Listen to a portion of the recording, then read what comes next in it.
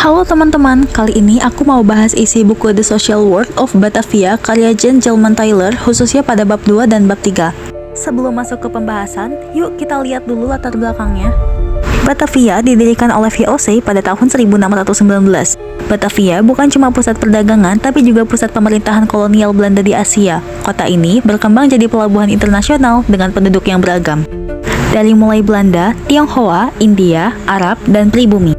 Dari keberagaman ini terbentuklah masyarakat kolonial yang unik, tapi juga penuh ketimpangan dan konflik. Pada bab ini dibahas pertumbuhan masyarakat Batavia di abad ke-17. VOC memegang monopoli perdagangan dan jabatan tinggi jadi sumber utama kekayaan. Meski banyak pejabat kaya lewat selundupan, struktur sosialnya berlapis. Elit VOC ada di puncak, burghers atau warga bebas jumlahnya sedikit. Lalu ada Eurasian atau peranakan, serta Marjikers, bekas budak Kristen yang membentuk komunitas baru. Menjelang akhir abad ke-17, Batavia berubah jadi masyarakat kolonial yang lebih mapan, dengan sekolah, rumah ibadah, keluarga, dan pemerintah lokal.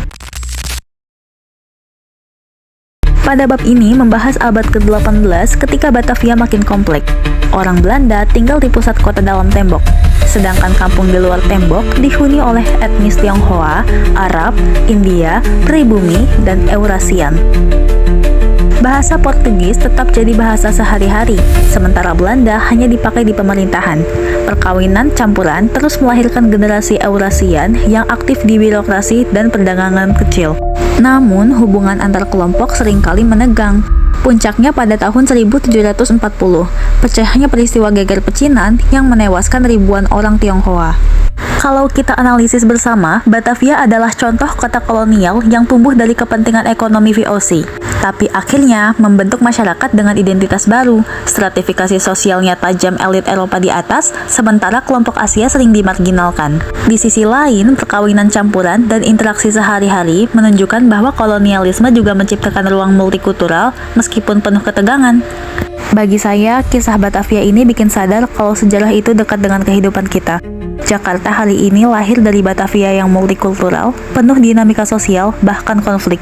Jadi, memahami sejarah itu penting, bukan sekedar hafalan, tapi cara kita mengenali asal-usul masyarakat kita sekarang. Dari penjelasan barusan, kesimpulannya adalah bab 2 menjelaskan tentang pertumbuhan masyarakat kolonial Batavia di abad ke-17, sedangkan bab 3 menunjukkan bagaimana jaringan sosial itu makin kompleks di abad ke-18 sampai terjadi konflik besar.